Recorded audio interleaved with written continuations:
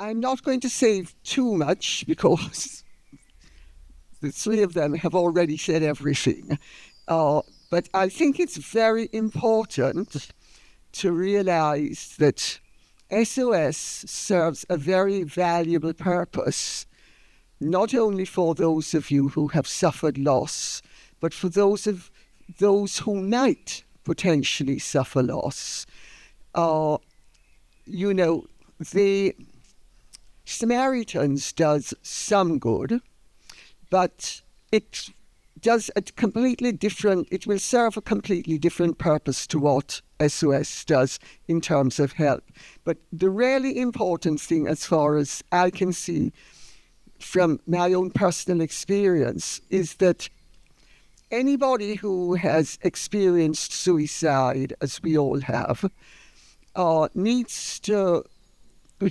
there are so many hurdles to overcome. Perplexity.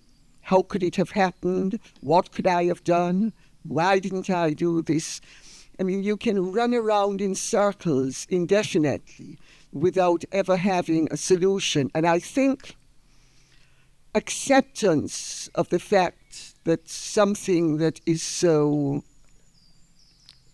crippling to one who is left has happened is a very important part of moving forward.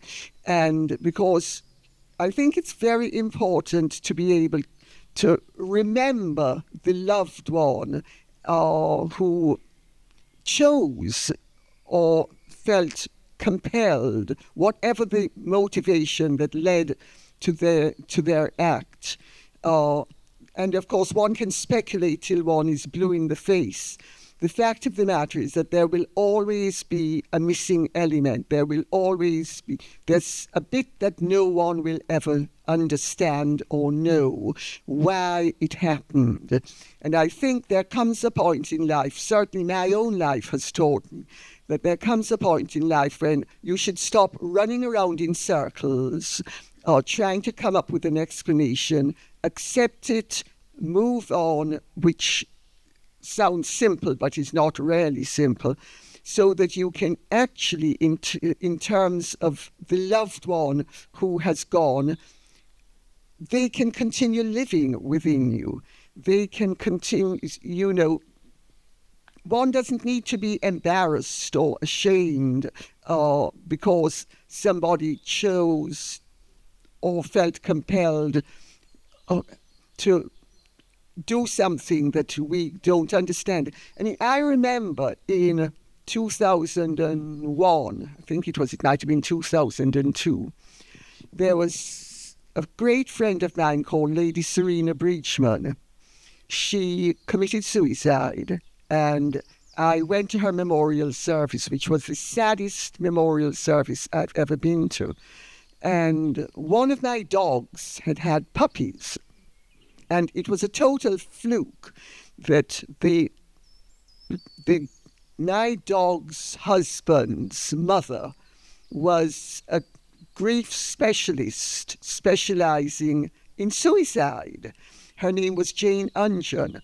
And I was completely in bits. I walked from St. Luke's Church in Chelsea back to my house, which was on Bourne Street, in floods of tears. And I'd said to her brother, Richard Bradford, I don't know if you know Richard, the Earl of Bradford. I said, Richard, how could Serena have done it? And he said, Georgie, and I've never forgotten, he said, Georgie, Serena had struggled for years with depression. I think she just couldn't carry on anymore. She had simply and I went home and I was speaking to Jane Ungeon and she said, it's really important to understand that when people commit suicide, it's nothing to do with you. They have simply they have like somebody clinging on to a life raft, and they've lost the strength in their hands, and it eludes them. And that, I don't know if you would find that comforting, but I think however you find comfort, I think it's important for you to find comfort so that you will be able to enjoy the fact that they had existed, and you will be able to enjoy their memories, and you will be able to enjoy the experience you had of knowing them and loving them. And more than that, I don't think I can say. Thank you very much. Thank you so much.